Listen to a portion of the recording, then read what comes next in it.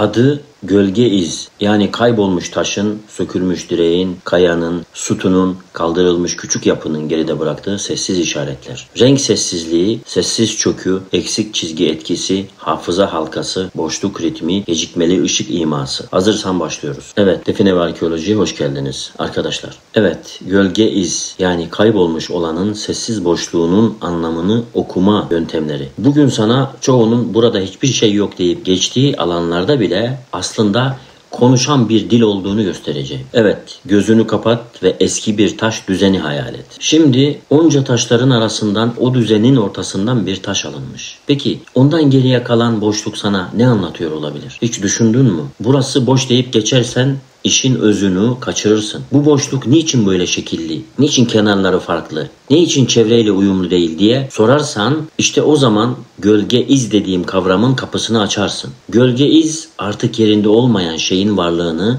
yokluğunun bıraktığı ince işaretlerden okuma sanatıdır. Bugün sana kaybolmuş taşın, kaldırılmış ahşap direğin, sökülmüş küçük duvar parçasının, taşınmış oyma bloğun, hatta yok olmuş geçici barınağın geride bıraktığı sessiz izleri nasıl okuyacağını anlatacağım. Sadece bir boşluk arayan göz yanılır. Boşlukla çevrenin ilişkisini inceleyen göz gerçeğe yaklaşır. Bu videodan sonra şunu diyeceksin: ben boşluğu hiç böyle okumamıştım. Şimdi eğer sen de gölgelerin arasındaki senin olanı bulmayı istiyorsan o zaman hazırsın demektir. Madem kendinden o kadar eminsin, o zaman gölgelerin arasına karışalım.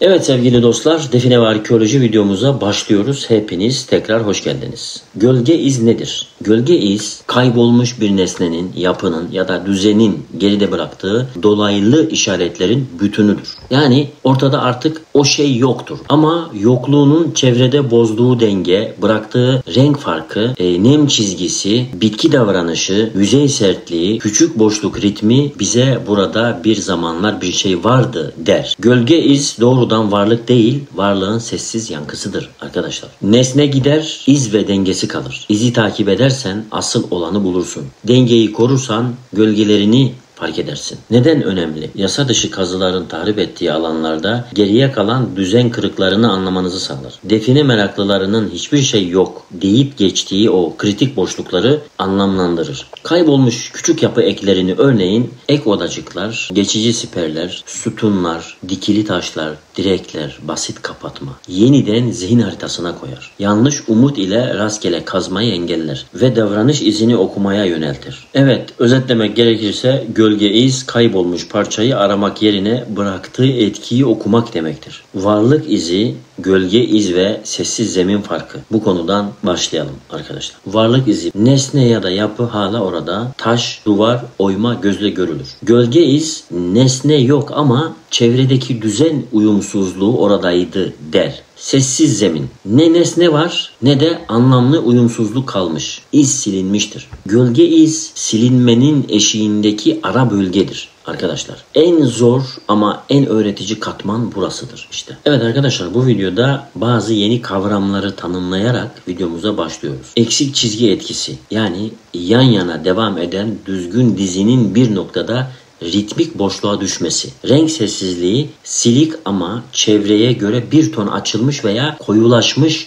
yüzey lekesi. Nem gecikmesi, yağmur sonrası çevre kururken belirli küçük alanın biraz daha geç veya hızlı kuruması gibi. Boşluk ritmi, birden fazla boşluğun aralıklarındaki tekrar. Sessiz çökü, kaldırılmış ağırlığın yerinde bırakmış olduğu hafifçe içe gömülme diyelim. Ters okuma üçlüsü, renk farkı artı bitki farkı artı yüzey sertliği ile birlikte analiz yöntemi. Negatif katman, kaldırılmış o nesnenin altındaki dolguda kalmış farklı küçük taneler, kırıntılar ve kömürcük yoğunluğu diyelim mesela. Gecikmeli ışık iması, sabah alçak ışıkta mikro gölge çizgisi olarak beliren, öğlen kaybolan ince ton farkı. Sessiz kenar yırtığı, taş veya direk yerinden alınırken kenar dokusunun çevreye göre daha kırılgan kalmış alt sınırı. hafıza halkası, kaldırılmış dikey unsurun dikey payenda yani dikey unsurun çevresinde hafif dairesel bitki farklılaşması. Evet arkadaşlar, bu kavramları bu videoda tekrar edeceğiz ve zihnimize kazıyacağız. Gölge iz üreten başlıca kaybolma türlerinden başlayalım. Şimdi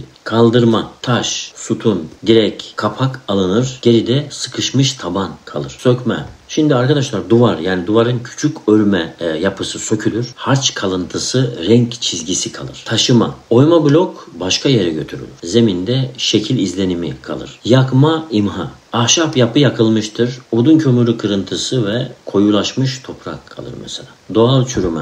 Organik malzeme, örnek veriyorum işte ahşap veya işte ahşap kazık tarzında bir şey diyelim. Çürür, yerinde küçük çökük halka kalır mesela. Kaybolma biçimi gölge iz türünü belirler. Ters okuma mantığı diyelim. Şimdi normalde arkadaşlar hepimiz bir şey var mı diye bakarız. Gölge izde niçin burası çevre gibi değil diye sorarız. Bu ters soru seni varlık arayışından denge bozulması okumaya kaydırır. Sorulacak 3 temel soru var aslında. Onlar şunlar. Burada ne eksik?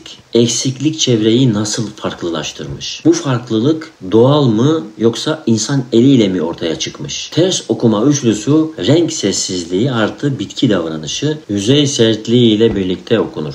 Renk sessizliğini tanıma. Şimdi arkadaşlar belirti olarak yüzey çevre toprağa göre yarım ton açık ya da koyu. Sınırlar keskin değil, tül gibi geçişli. Yağmur sonrası ilk yarım saatte belirginleşir, sonra kaybolur. Peki neden olur? Çünkü kaldırılan nesnenin altındaki toprak farklı bir nem tutma düzenine sahiptir. Bir süre bunu korur çünkü arkadaşlar ondan. Bitki davranışı ve hafıza halkası diyelim. Bu şekilde başlayalım. Şimdi kaybolmuş dikey unsurun çevresindeki bitki. Halkanın tam merkezinde daha seyrek. Yani eski sıkışma. Halkadan biraz dışta daha gür, yani besinin yanlara itildiği halka. Dışarıda normalleşir şekildedir.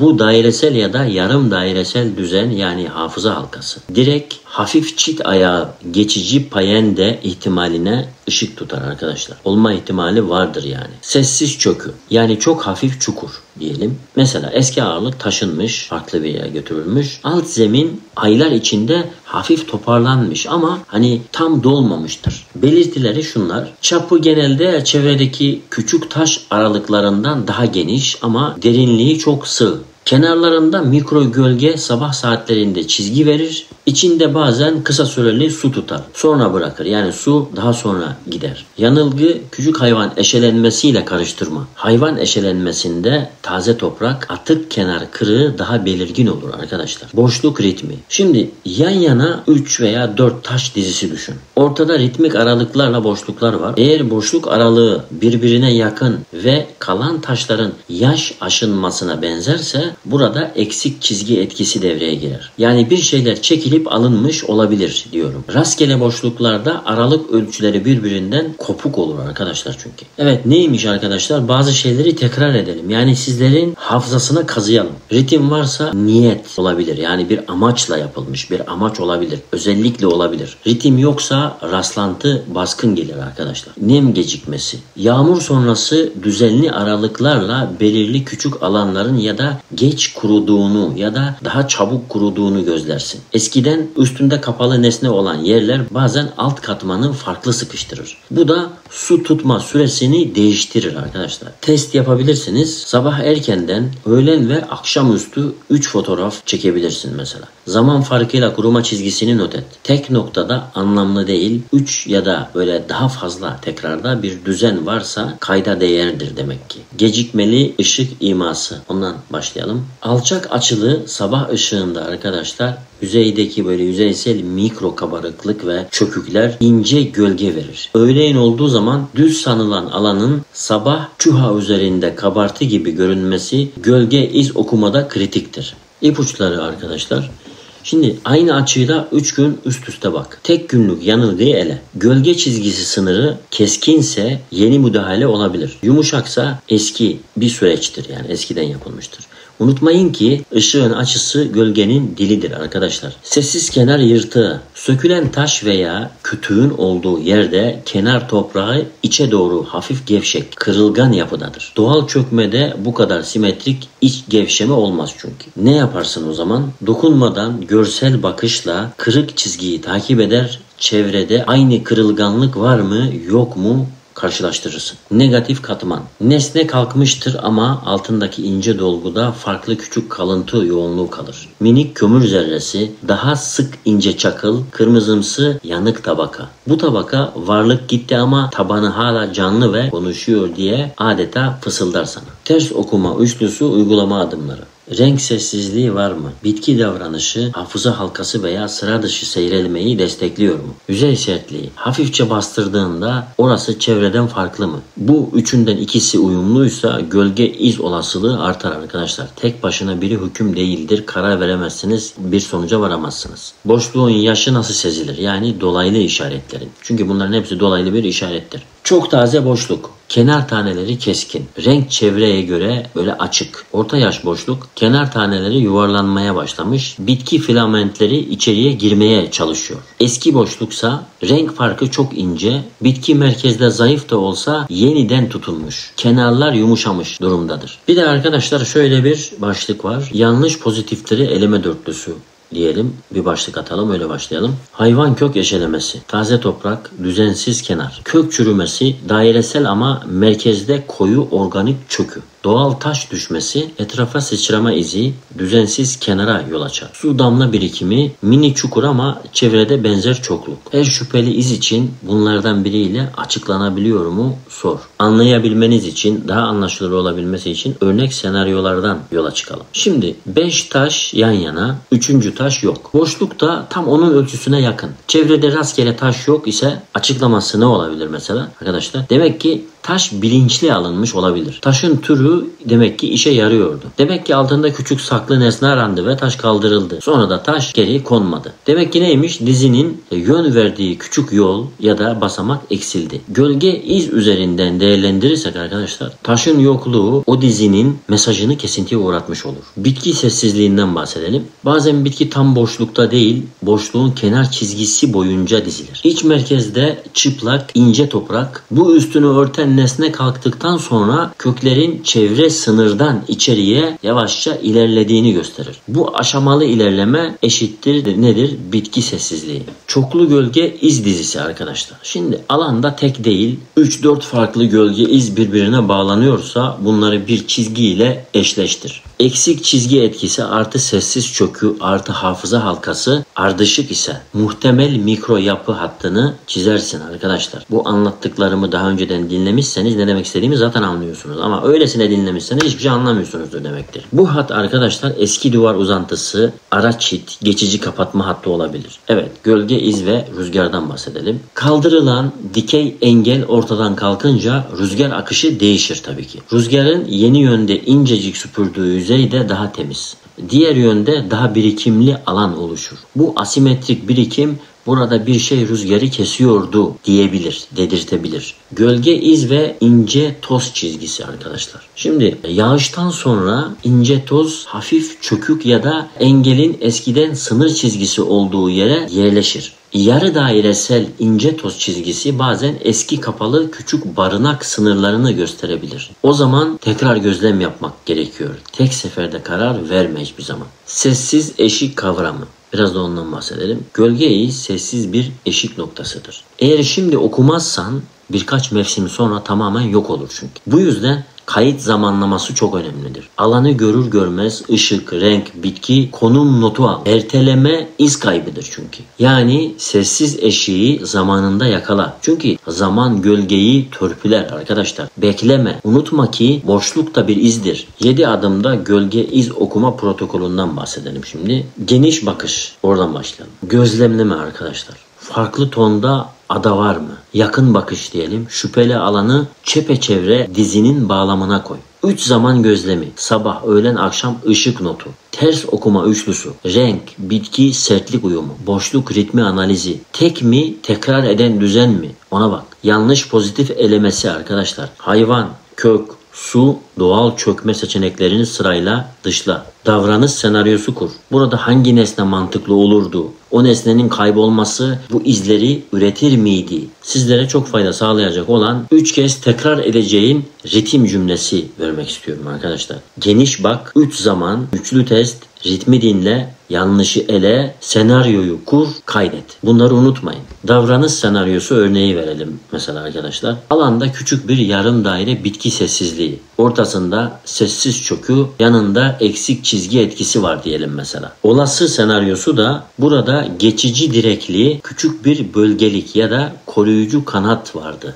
Direk kalktı, taşlardan biri alındı, toprak altı sıkışma kaldı. Bitki halkanın dışından içeriye yani içe ilerledi. Bu senaryo tutarlıysa gölge iz okuyorsun demektir. Soru cevap yapalım arkadaşlar şimdi de. Gölge izi bulduğumu nasıl daha emin hissederim? Cevabı arkadaşlar tek boşluğa değil onu destekleyen en az bir renk farkı ve bitki davranışı uyumuna bak. Soru yine tek çökük alan yeterli mi? Hayır arkadaşlar, çökük alan hayvan, kök, doğal süreç olabilir. Üçlü testi yap mutlaka. Peki neden sabah? Çünkü alçak ışık mikro kabarıklığı gölgeyle çizer. Öğlen kaybolan ince izleri sabah yakalarsın arkadaşlar. O yüzden. Arkadaşlar sizlere yorumlarda mutlaka bana yazmanızı istediğim birkaç sorum var. Sizlere soru sormak istiyorum. En zor fark edilen gölge iz sence hangisi? Renk sessizliği mi? Sessiz çökü mü? Eksik çizgi etkisi gördüğün bir yer oldu mu? Bitki halkası gözlediysen merkez çevre farkı nasıldı? Şimdi arkadaşlar bir dosya tamamen silinmiş ama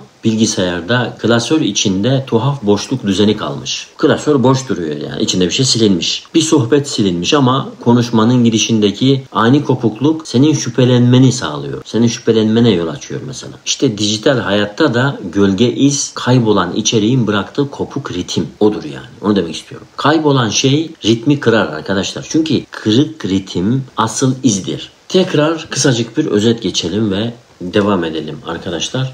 Gölge iz kaybolmuş. Nesnenin bıraktığı renk, bitki, çökük ritim, nem, ışık ve düzen farklılıklarının birlikte okunması. Ana araçlar arkadaşlar ters okuma üçlüsü, eksik çizgi etkisi, renk sessizliği, sessiz çökü, boşluk ritmi, hafıza halkası, gecikmeli ışık iması, sessiz kenar yırtığı, hüküm için ritim artı çoklu uyum şart. Net ve öz bir tanım yapmamız gerekirse gölge iz ortadan kalkmış bir nesnenin ya da küçük yapının geride bıraktığı düzen bozuklukları, ince ton farklılıkları, bitki davranış değişimleri ve mikro yüzey şekilleri üzerinden okunabilen sessiz varlık kanıtıdır arkadaşlar. Birçok kişi burada hiçbir şey yok deyip geçer ama burada neden böyle bir boşluk var diye soracaksın. İşte bu soru gerçekten çok büyük bir fark yaratır. Kaybolmuş olanın gölgesini okuyan göz, efsanenin gürültüsünü değil, geçmişteki davranışların mantığını duyar. Şimdi yorumlara gölge iz olduğunu düşündüğün boşluk diye başlayarak renk sessizliği var mıydı? Bitki halkası gördün mü? Sessiz çökü net miydi? Yanlış pozitifleri eleyebildin mi? Birlikte değerlendirelim. Sizlerden ricam, size anlatmış olduğum bütün bilgileri çok dikkatli bir şekilde dinleyin. Videoları baştan sona arkadaşlar bakın dikkatli izleyin demiyorum. Dikkatli dinleyin. Çünkü neden? İzleyebilirsiniz ama dikkatli dinlemediğiniz zaman bir şeyleri kaçırırsınız. İzlemek bir şey değil, dinlemek önemlidir. Anlattığım bilgileri ben sizler için anlatıyorum. Herkes gibi taşların altına koyduğum sakızları, taşların altına koyduğum hediyelik eşyaları altın diye bulup sizi eğlendirip şaklabanlık değil. Amacım sizleri gerçekten de o taşların altındaki gerçek altınları bulmanızı sağlamak için emek veriyorum, zaman harcıyorum. Anlatabiliyor muyum arkadaşlar? Bu zamanımı en azından boşa harcamış olmak istemiyorum. Çünkü benim de kendime göre yapmam gereken bir dünya işlerim var. Ama o işlerimin arasında sırf sizlerin sevinerek evlerinize gitmenizi sağlamak için kendi zamanımdan, kendi emeğimden sizlere veriyorum. Yani emeğimin karşılığı olarak sizden hiçbir şey istemiyorum. Sadece dinleyin, dinlediklerinizi kafanızda, beyninizde kaydedin arkadaşlar. Bu videoların devamı gelecek. Bilgi içerikli videolarımın devamı gelecek. Eğer ki benim dediklerimi dinleyip sadece İzleyip değil, dinleyip de farkında olursanız, ezberlerseniz, kafanıza, beyninize yerleştirirseniz sahaya gittiğiniz zaman bütün silahlarınızı kuşanmış olarak gideceksiniz oraya. En ufak bir şeyde sıkışmayacaksınız. En ufak bir şeyde hiçbir şey bilmeyen ama profesör olan kişilerin dediklerini yapıp cebinizdeki paradan olmayacaksınız. Boşuna kürek çekmeyeceksiniz. Başınızı boşu boşuna belaya sokmuş olmayacaksınız. Anlatabiliyor muyum arkadaşlar? Birilerinin hiçbir şey bilmeyen, oradan buradan atmasyon birilerinin size söylemiş olduklarını dinleyerek dağları tepeleri kazıyorsunuz. En azından gidip kendi bahçelerinizi, kendi tarlanızı kazın da bir şey ekersiniz. En azından bir sonuç alırsınız olumlu da onu da yersiniz de bir faydanız olur. Milletin dediklerini dinleyip de boşu boşuna gidip de oraları buraları köstebek gibi kazmayın arkadaşlar. Onu demek istiyorum. Dediklerimi dinleyin, ben sizler için söylüyorum. Dinleyen dinler, dinlemeyen inler arkadaşlar, ne diyeyim. Allah'a emanet olun, görüşmek üzere. Devamında bu gibi videolarım gelecek, devamını bekleyin arkadaşlar.